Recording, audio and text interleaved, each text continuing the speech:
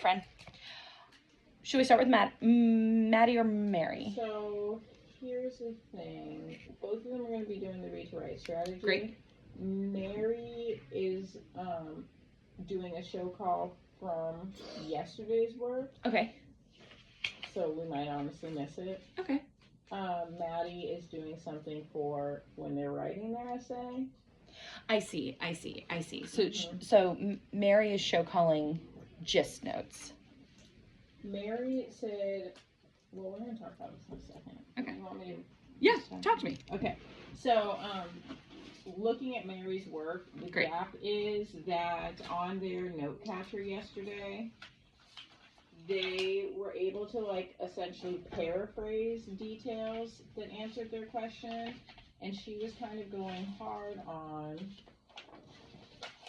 the fact that they, like, didn't necessarily have a page number and a direct quote. And I was like, yes, I appreciate you wanting them to have a direct quote, but direct quoting is not a third grade standard. I was like, is the information they have here correct? Because she was going to have them redo the whole thing. She's like, yes, it's correct and accurate. So I said, then why have them redo it just because you want them to go and pick words from a text? Because did she pick words from the text in her exemplar? This is her exemplar. No, she just said right. That's what it looks like to me. Found it. Yeah. And so and she's like, but what about part B questions? So this is our conversation about the data. She's like, but what about part B questions? I said, that makes sense that you want them to be able to have evidence that supports their answer. And I was like, but having them redo this whole thing is not the way. I was like, go and find kids who had accurate answers to the question and say, what page did that come from? And send the kids back to that page to find the evidence. Then put them into their own work so they can revise their work in that way. Instead of saying, well, you didn't do this quite right because you didn't have page numbers on it, and spending another 25 minutes on this. So I think her show call is going to be quicker. I also said for day over day data, like, what are you looking for? And she was like, I want them to attempt something and get it right again. I was like, okay, well, they only need to have it right then in one of the paragraphs. If that's what you want, then to tie it directly to evidence, I would be like, that is growth. That nobody tied it to evidence yesterday, but today when they wrote their paragraph, 75% of kids did tie a piece of evidence into their paragraphs.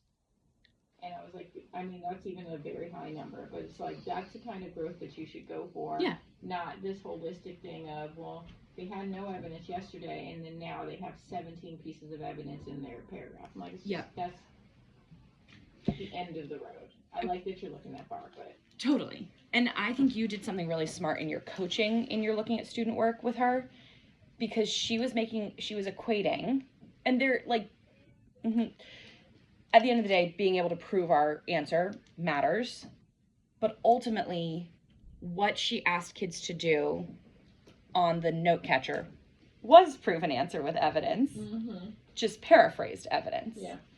And so that was smart to steer her away from now go write the tangible evidence, because copying evidence from the text isn't going to uptick part B. No. Right.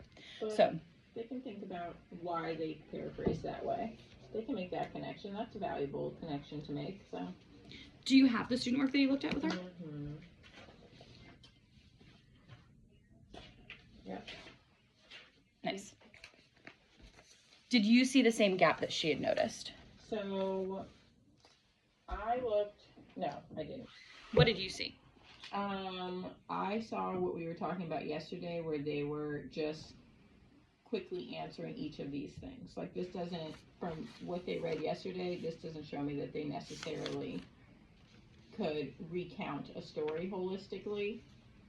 This is a great example of the mini PD. Yes, but I don't think that this gap is going to take them here. I think generally they know what's going on in Alice in Wonderland because it was read aloud to them. But in terms of deep connections to all of the integral parts of Alice in Wonderland, I don't think they necessarily got that. Or being able to recount each key event that happened in the text. Yes.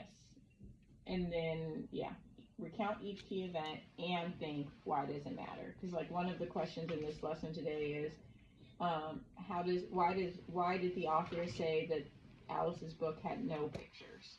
And the kids are supposed to like think about Alice's motivations for chasing after this rabbit. I don't think that is going to get them there. Interestingly, like none of them got to like lesson or moral. I do think like the big headline here is like their gists are incomplete. Like that's the gap.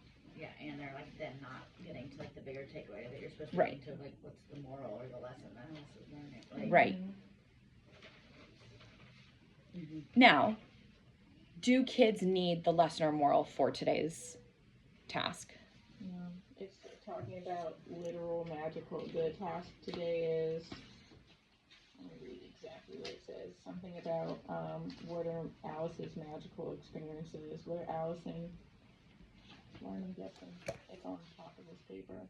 It's about fantastical experiences. The prompt is not directly on here, but essentially they're trying to say, what are Jayla and Alice's fantastical experiences? Like, how do you know that this is a magical story? And then recount details from each story that show that, which I think is very direct. It's like a direct question of, someone fell through a mirror. That's not real. A rabbit can talk.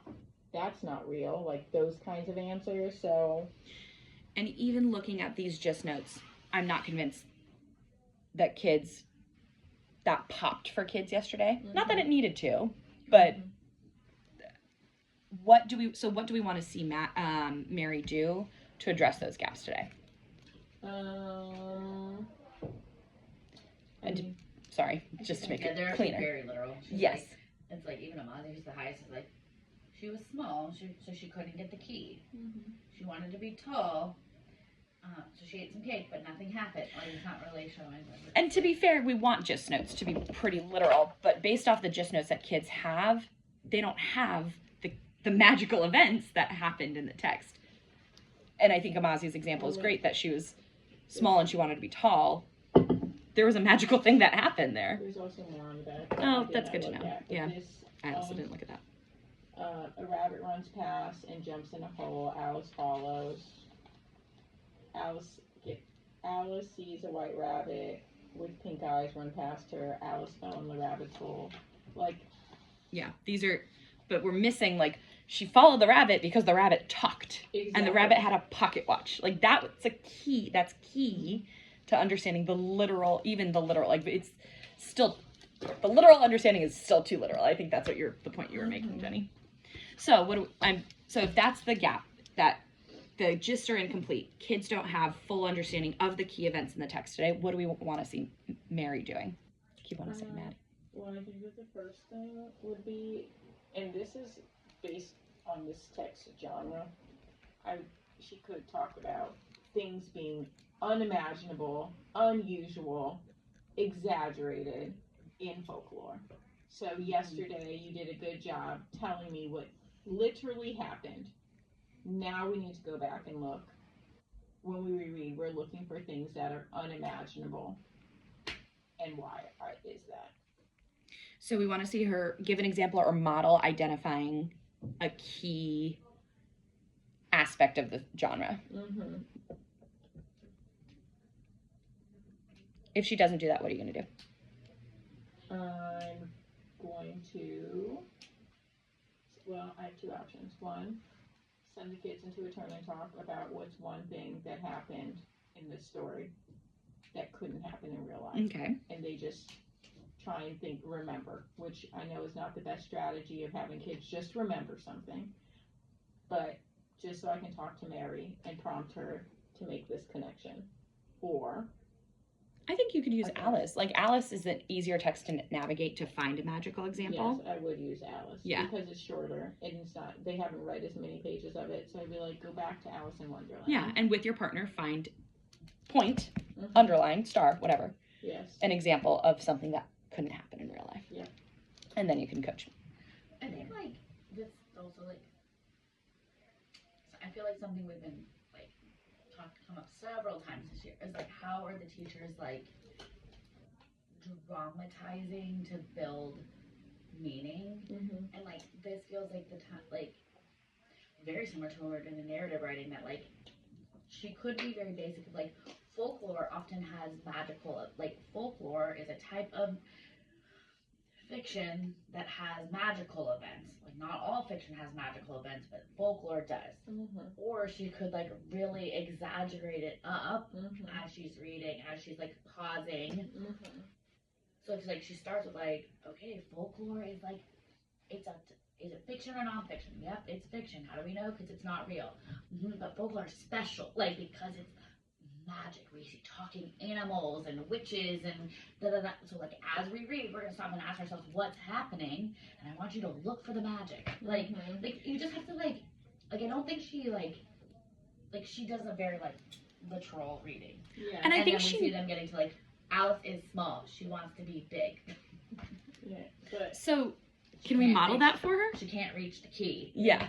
As opposed to okay, well, like what's happening here? She drank a magic potion. Like, And I think this is a perfect opportunity to model this like dramatization for Mary. Right. So I want actually either of you to do that. Whether if you're gonna coach, then maybe you could model.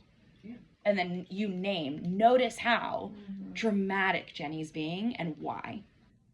This also goes into another challenge that we're having, which for like with Red Thread, Mary and Maddie are talking about kids pacing with reading, and I know we've been working on ORF and especially prosody with our comprehension kids, and I'm like, this is the reason why it takes them so long to read something. It's not their rate. I mean, yes, it's their rate. no, that's correct. But it's their prosody, and they're not invested in it, so they read it like this the Even whole in way their head. through. And this is Yes. what we're talking about. We did a K3 with it last week about in Red Thread how when you're doing the fluency day, like it's not just reading fast. Like it's also being like, no, like what is the right expression? We should be. This is nonfiction. We're gonna read like we're giving a presentation. So I'm still pausing at specific points. Like it's not just how fast can you read it. It's like where are you putting the emphasis in the right places? So this is a story where you should be like, and then she drank the potion and then she shrunk. Like if I'm not going fast, I'm because you're building meaning at the same time. Right. And I think Right. she's missing that. And I think that's why we see just where kids aren't like especially from a read aloud. Like a read aloud kid should be able to put on paper because you've acted it out. Dramatized it with your voice. Yeah. You with your voice and prosody have shown them the important part. Yes. Of the Yeah. story. Yeah. Great. All right. Really clear coaching into really clear gap that we're addressing. When we go in and we want to start, you said we want to see kids changing their answers from yesterday. So who should we see the teacher addressing, or who should we go in and see changing their answers? Definitely Mozzie. Great. If nothing, not just let me look instead of just trying to look at the thing.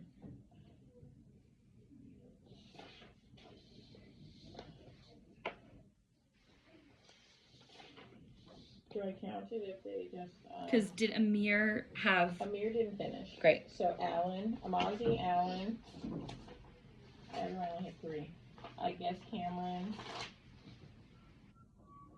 and Ashton were either not here or didn't do their work. Great. So I don't know. So we know Alan and Amazi should be like quick upticks, and our other 3 focus kids should be the kids that we circle to next to see how they're upticking based off today's instruction. All right. Shall we head on in? When we go in, we want to see what our kids doing and what are they